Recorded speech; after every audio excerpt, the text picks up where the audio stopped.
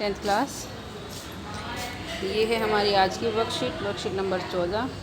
Date है हमारी 7 अगस्त। सत्ता में साझेदारी हमारा टॉपिक चल रहा था। इसमें हमने श्रीलंका और बेल्जियम दो अलग अलग देशों के बारे में पढ़ा था।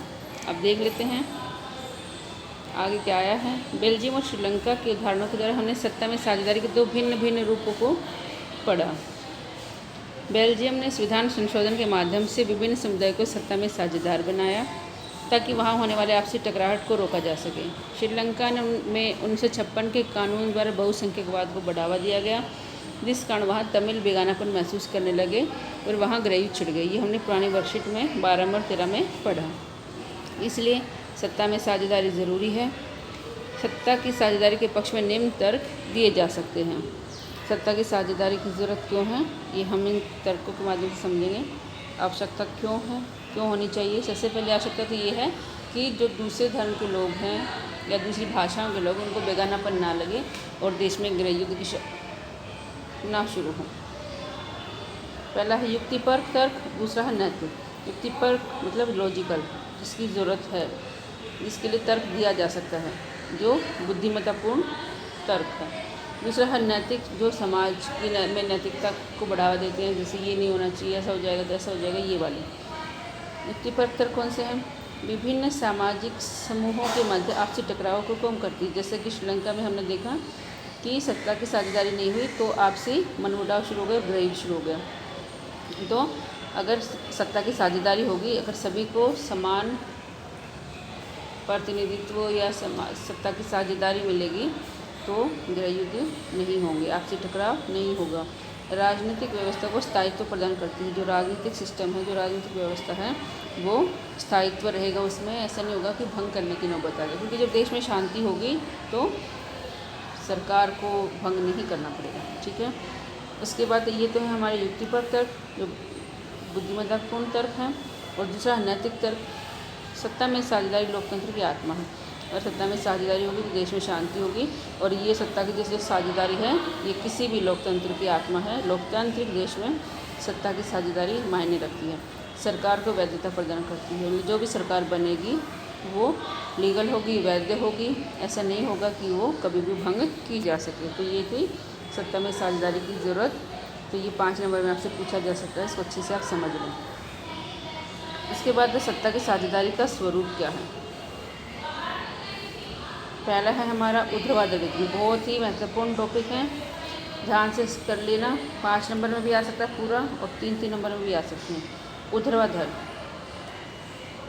मतलब होता है ऊपर से नीचे, मतलब ये जैसे है केंद्र सरकार, सबसे बड़ी होती है केंद्र सरकार, फिर उससे छोटी राज्य सरकार, और तीसरी है स्थानीय सरकार। ये है ऊर्ध्वाधर, ऊपर से नीचे। मतलब केंद्रीय सरकार सबसे बड़ी है, पूरे देश को चलाती है। अब क्योंकि देश बड़े बड़े होते हैं तो देश को राज्य में बांट दिया जाता है। जैसे हमारे देश का ही हम उदाहरण लें तो राज्य में बटा हुआ 28 राज्य हमारे देश में, तो राज्य की सरकार अलग है। हर राज्य की अपनी अपनी सरकार है जो अपने अपने राज्य का ध्यान रखती है। और राज्यों में अगर शांति रहेगी तो देश में तो अपने आप ही हो जाएगी। अगर सभी राज्यों में शांति और व्यवस्था अच्छे से होगी तो पूरे देश में शांति रहेगी।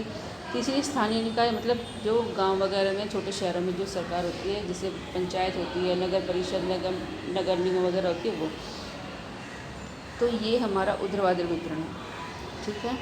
दूसरा है क्षैतिज मतलब कि तीनों ही जो शक्तियां हैं वो एक दूसरे के बराबर हैं और एक दूसरे पर अंकुश रखती हैं। सबसे पहले विधायिका, जिसमें हम अपने नेताओं को चुनते हैं जो मिलकर देश के कानून बनाते हैं।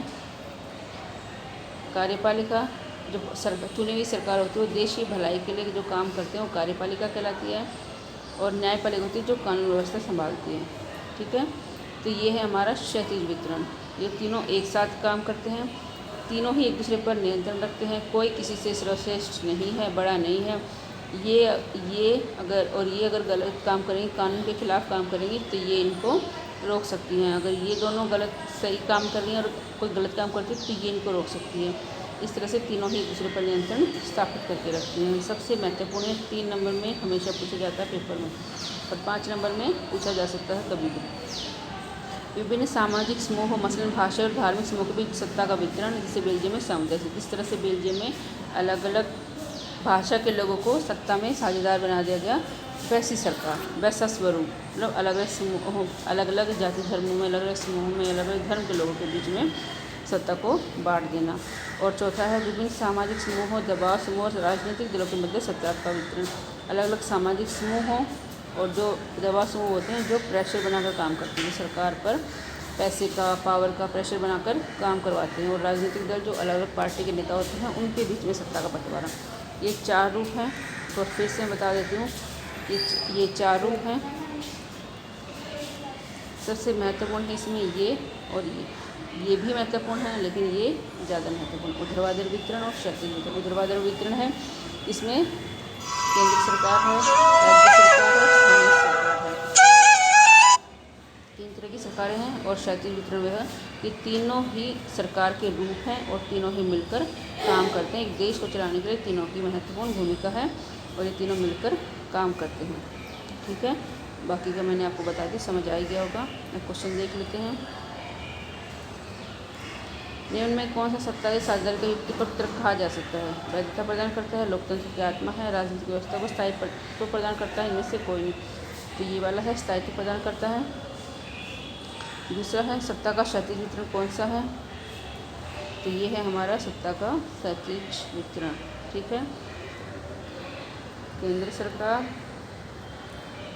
इसको ऐसे ही बना लेना, राज्य सरकार और फिर स्थानीय सरकार। एक छोटे से उदाहरण द्वारा समझा देती हूँ इसको मैं।